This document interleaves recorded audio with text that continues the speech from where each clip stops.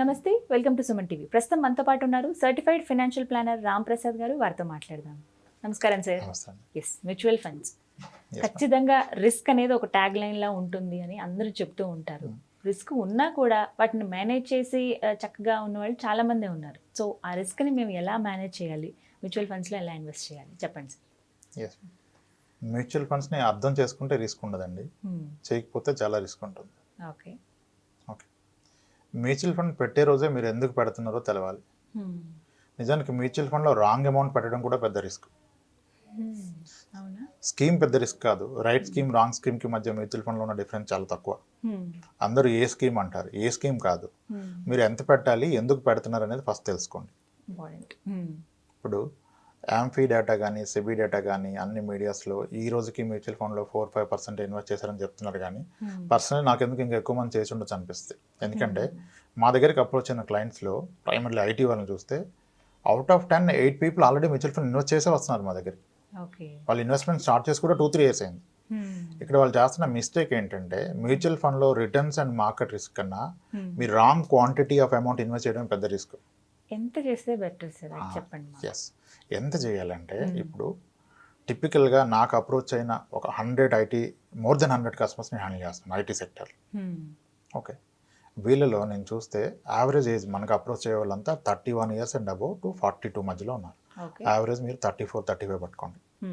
35 years ఉన్న వాళ్ళు నా దగ్గరకు వచ్చిన వాళ్ళు 10 మెంబర్స్లో 8 members minimum package 14 lakhs annual CTC ఉంటుంది. 14 lakhs క్వైట్ కామన్ అయిపోయింది. డిఫరెంట్ ఇండస్ట్రీస్లో ఏంటి, ఫార్మాలో ఒకలాగా అలా ఉన్నాయి, ఐటీలో అయితే 14 lakhs ఉంది. ఇప్పుడు 35 years ఏజ్లో ఉన్న వ్యక్తికి 14 lakhs యాన్యువల్ సిటీసీ ఉంది. ఇతను ఆల్రెడీ ఒక యాప్ ద్వారా మ్యూచువల్ ఫండ్ పెట్టాడు, ఇన్వెస్ట్మెంట్ చేశారు. ఆయన ఎంత చేశారంటే 10,000 రూపీస్ చేస్తున్నారు. 10,000 ఇది డీసెంట్ మనీ మీరు అనుకుంటున్నారు కదా, ఆయన కూడా అలాగే ఆబ్రామ్లోనే ఉన్నారు. ఓకే, నేనేమంటాను, ఐటీ సెక్టర్లో average salary hike, salary increase అనేది ఆన్ అన్ యావరేజ్ 12% వస్తుంది. ఓకే, 12% శాలరీ కనుక ఇయర్ ఆన్ ఇయర్ పెరిగితే మీ శాలరీ 7 yearsలో డబుల్ అవుతుంది. ఎవ్రీ 7 yearsకి డబుల్ అవుతుంది. కానీ వాళ్ళు జాబ్ చేంజ్ అయితే ఇంకా ఎక్కువ వస్తుంది. నా ఓన్ క్లయింట్స్ ఉన్నారు, దట్స్ ఓకే, 12% పట్టుకున్నాం. 12% యావరేజ్గా శాలరీ పెరిగితే 7 yearsలో ఇతను సిటీసీ డబుల్ అవుతుంది. Okay, first point. 35 years ఏజ్లో ఉన్న వ్యక్తి 10,000 per month ఎస్ఐపి స్టార్ట్ చేశారు. లెట్స్ అజ్యూమ్ ఒక 10 years కంటిన్యూ చేశారు. 10,000 per month అంటే ఇయర్లీ 1.2 lakhs ఇన్వెస్ట్ చేస్తారు. 10 yearsలో 12 lakhs ఇన్వెస్ట్ చేశారు. ఓకే, అది కనుక 15% రిటర్న్ ఇస్తే ఈ 12 lakhs కాస్త 24 lakhs అవుతుంది. 24 lakhs అయితే డీసెంట్ మనీ ఈ రోజు మనం డిస్కస్ చేద్దాం. కానీ 10 years తర్వాత 2021లో ఇన్వెస్ట్మెంట్ స్టార్ట్ చేశారు. 2031కి ఆయన మనీ చూసారు, 24 lakhs ఉంది. కానీ 2021లో ఇతని శాలరీ 14 lakhs ఉంది. మనం ఇందాక అనుకున్న లెక్క ప్రకారం 7 yearsలో ఇతని శాలరీ ఎంత అవుతుంది, 28 lakhs అవుతుంది. 10 yearsలో అరౌండ్ 35 lakhs అవుతుంది. 35-40 lakhs శాలరీలో ఉన్న వ్యక్తికి అతని 10 years ఇన్వెస్ట్మెంట్ ఒక 20 lakhs ఇస్తే అది ఎలా ఉంటుందంటే 20 lakhs after 10 years is like is 5 months salary, 5-6 months salary.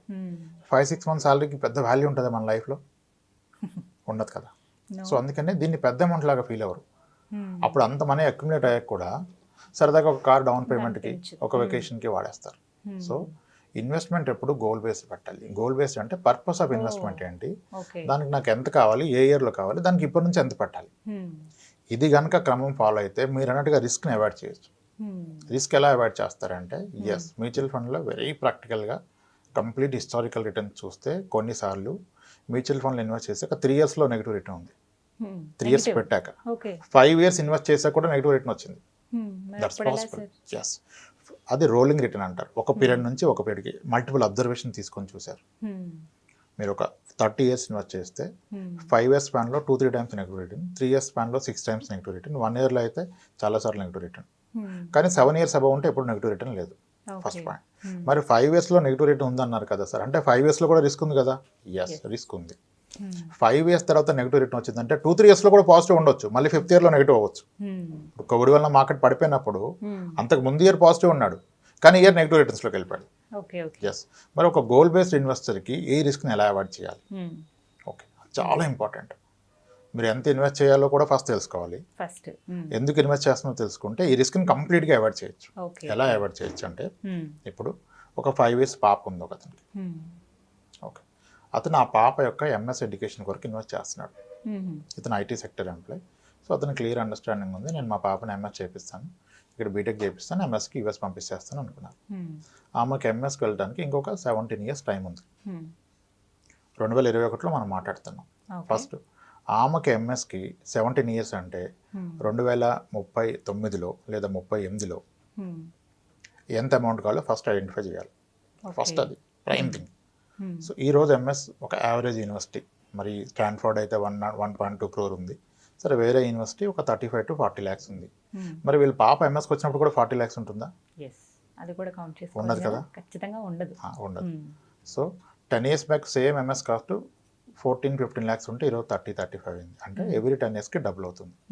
Simple. So వీళ్ళ పాపకి ఇంకొక 18 years తర్వాత ఆమె ఎంఎస్కి వెళ్తే 10 yearsలో ఇప్పుడున్న 40 lakhs కాస్త 80 lakhs అవుతుంది. నెక్స్ట్ 8 yearsలో 80 కాస్త 1.3 crore 1.4 crore అవుతుంది.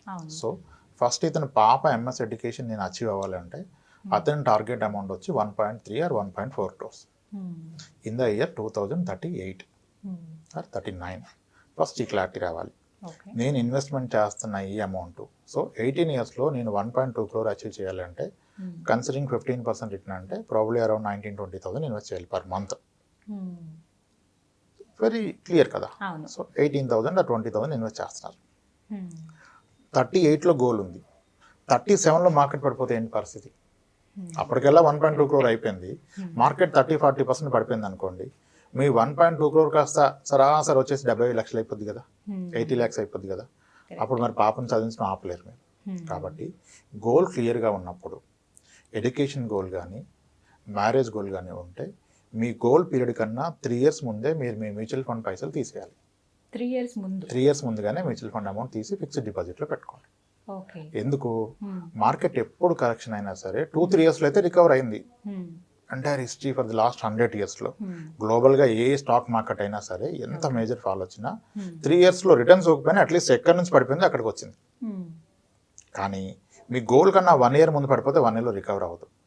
సో 38లో కనుక మీకు టార్గెట్ ఉంటే 35లో మీరు 2035లో కంప్లీట్ అమౌంట్ తీసేయండి. గోల్ మార్కెట్ ని మనం ముందు డిసైడ్ చేయలేం కదా సార్, ఒక్కొక్కసారి చేయలేం కనుకనే మనం ముందుగా తీస్తున్నాం. చేయగలిగితే ఎప్పుడు దాకా పెరుగుతుంది అప్పుడు దాకా ఉంచుతాం కదా. Timing the market is never possible. Only the time spend in the market only give us the return. At the same time నాకు స్పెసిఫిక్ గోల్ ఉన్నప్పుడు దాని ప్రకారం రియాక్ట్ అయితే నేను కంప్లీట్గా అవాయిడ్ చేయొచ్చు. ఇప్పుడు నేను 18 years వరకు ఇన్వెస్ట్ చేస్తున్నప్పుడు 5 years తర్వాత నా మనీ డబుల్ అయితే కూడా నాకు ఉపయోగం లేదు, అది ఆఫ్ అయితే కూడా నాకు ఉపయోగం లేదు. నాకు మనీ కావాల్సింది 2038లో. అటువంటిది 37లో మార్కెట్ పడిపోతే చాలా డిఫికల్ట్ అసలు. సో 35లో మార్కెట్ పడిపోయింది అనుకోండి, ఇట్స్ ఓకే, ఇంకో 2 years కంటిన్యూ అయితే రికవర్ అవుతుంది. 35లో పీక్లో ఉంది అనుకోండి, ఐ షుడ్ ఎగ్జిట్.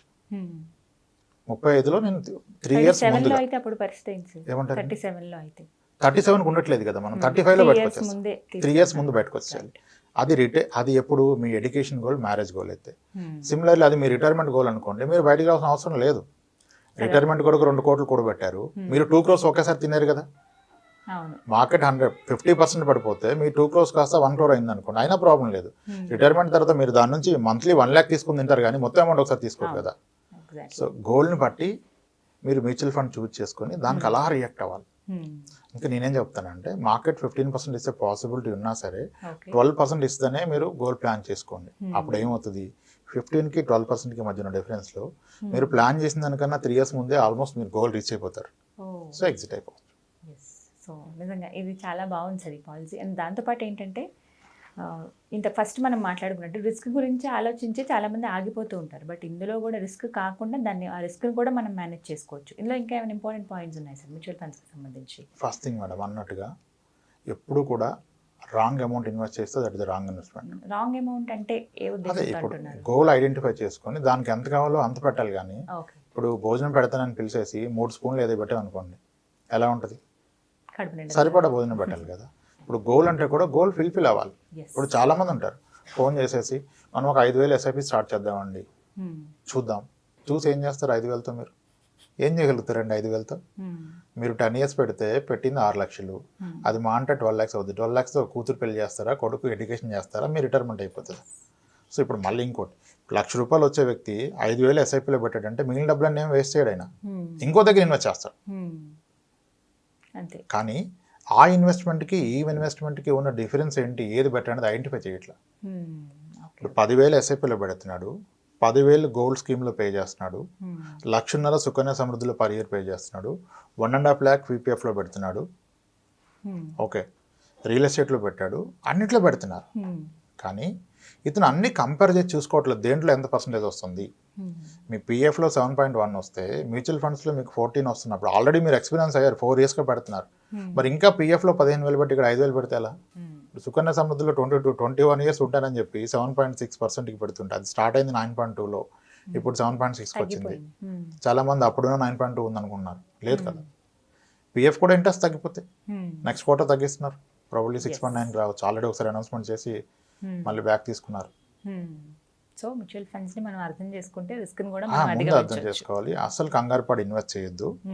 ముందు ఎందుకు ఇన్వెస్ట్ చేస్తున్నారు, గోల్ ని సరిగ్గా సెట్ చేసుకోవాలి. అది గోల్ ఎప్పుడు వస్తుంది, దానికి ఎంత కావాలి, అంత రావాలంటే ఎంత పెట్టాలి, సో దానికి ఎలా రియాక్ట్ అవ్వాలి. 2 yearsలో మార్కెట్ పడిపోయినా పెరిగినా మీరేం చేయడానికి లేదు. ఇప్పుడు ఏ గోల్ లేదనుకోండి, ఒక ఎగ్జాంపుల్ చెప్తాను.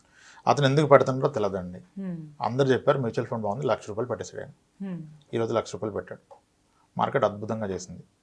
అతను 1,00,000 కాస్త 1,40,000 అయింది. ఇప్పుడు లాస్ట్ 1 yearలో అదే అయింది.